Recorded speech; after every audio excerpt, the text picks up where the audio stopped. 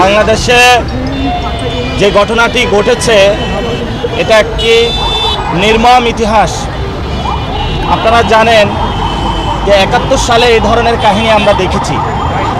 নারীদেরকে রেপ করা, নারীদেরকে বাড়ি থেকে তুলে নেওয়া, যেই সংস্কৃতিটা, সেই সংস্কৃতির বীজ এবং রক্ত বিএনপির মধ্যে নির্বাচনের মধ্য দিয়ে ভর করেছে। কেন করেছে? কারণ এই ইলেকশনে ভারতীয় শক্তির সাথে যেভাবে হাসিনা আঘাত করে চলেছিল এবং হাসিনার সন্ত্রাসী বাহিনী ধানের শীষে ভোট দেওয়ার কারণে যেভাবে রেপ করেছিল, তেমনিভাবে ভারতীয় রক্ত এখন বিএনপি নামক দলটির উপরে ভর করেছে। সেই জন্য তারা গণ অভ্যুত্থান থেকে গড়ে ওঠা জাতীয় নাগরিক পার্টি শাপলাকলি প্রতীকে ভোট দেওয়ার কারণে আমাদের সম্মানিত বোনকে যেভাবে তারা দর্শন করল, গণদর্শন, এটা বাংলাদেশে ইতিহাসে একটি নজিরবিহীন ঘটনা হয়ে থাকলো। কেন তারা করেছে? এই ইলেকশনে মা এবং বোনেরা সবাই এগিয়ে এসে দাঁড়িপাল্লা শাপলাকলিতে ভোট দিয়েছিলেন। তারা জালেমের জুলুমতন্ত্রের বিরুদ্ধে দাঁড়িয়েছিলেন। যদি এটা অন্যায় হয়, এবং আমরা বিভিন্ন জায়গায় দেখেছি আমাদের অনেক ভাইকে খুন করা হচ্ছে, বাড়িঘর হামলা এবং মামলার মধ্য দিয়ে তাদেরকে নিয়ে যাওয়া হচ্ছে। আমরা অতি দ্রুত বাংলাদেশে নারীদের জন্য নিরাপদ একটি বাংলাদেশ চাই, যেই বাংলাদেশে ভারতীয় শক্তির নতুনভাবে আঘাত গোষ্ঠী বিএনপি কোনো নারীদের উপরে ধর্ষণ তো দূরের কথা, একটি কটু কথা বলার সুযোগ পাবে না। এই জন্য বাংলাদেশের জনগণকে নতুনভাবে লড়াইয়ের আমরা আহ্বান জানাচ্ছি।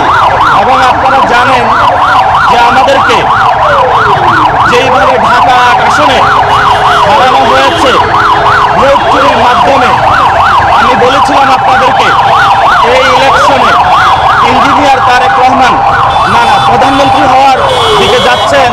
তারেক রহমান উনি যেই ধরনের ইঞ্জিনিয়ারিং করেছেন, যেটার মধ্যে এস্টাবলিশমেন্টেরও অনেকে অংশ ছিল এবং প্রশাসনেরও অনেকে জড়িত ছিল, এটা আপনারা জনগণের উপরে একটি জুলুমতন্ত্র চাপিয়ে দিলেন।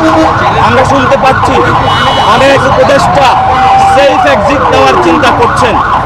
আমরা দেশবাসীকে আহ্বান জানাবো, উপদেষ্টাদেরকে আহ্বান জানাবো যে সেফ এক্সিট নেওয়ার আগে সম্পদের হিসাব বিবরণী দিন। জনগণের সামনে কি কাজ করেছেন এতদিনে, সেই বিষয়ে আপনাদের সালতানামি প্রকাশ করুন। এবং ডক্টর ইউনূস, আপনি যেই ধরনের ইঞ্জিনিয়ারিংয়ের সহযোগিতা করেছেন এই ভিন্ন বাংলাদেশ, এটা ইতিহাসে মনে রাখবে। আমরা বলেছিলাম, আপনি যখন লন্ডনে গিয়েছিলেন তখন আমরা উচ্চারণ করেছিলাম লন্ডনে আপনি সিজদা দিয়েছেন। সেটার ফলস্বরূপ যেটা আমরা দেখলাম, বাংলাদেশের এই নির্বাচনে প্রশাসনকে কাজে লাগিয়ে যেই ধরনের ভিন্ন সংস্কৃতি আপনি জন্ম দিয়েছেন, একটি জালেমকে বাংলাদেশে নিয়ে এসেছেন এবং তাদের মধ্য দিয়ে আমরা এখন দেখতে পাচ্ছি আওয়ামী লীগের অফিস উদ্বোধন হচ্ছে, বিভিন্ন জায়গায় আমাদের বোনেদের উপর আক্রমণ হচ্ছে। এটার জন্য আপনি ইতিহাসের কাছে দায়বদ্ধতা জায়গায় থাকবেন। আমরা কাউকে ক্ষমা করার পক্ষপাতী নই। আমরা দেখেছি এখানে ইনকিলাব মঞ্চে যখন হামলা হয়েছে, কি ধরনের জুলুম নির্যাতন আপনি তাদেরকে চাপিয়েছেন। আমরা বাংলাদেশে যখন শহীদ উসমান হাদি ভাইয়ের হত্যাকাণ্ডের বিচার চাওয়া হয়েছিল, বলা হয়েছিল ইলেকশন বন্ধের পায়তারা, ইলেকশন হয়েছে। আমরা এখানে শহীদ উসমান হাদি ভাইয়ের চত্বর থেকে বলতেছি, বাংলার জমিনে শহীদ উসমান হাদি ভাইয়ের হত্যাকাণ্ডের বিচার হতে হবে।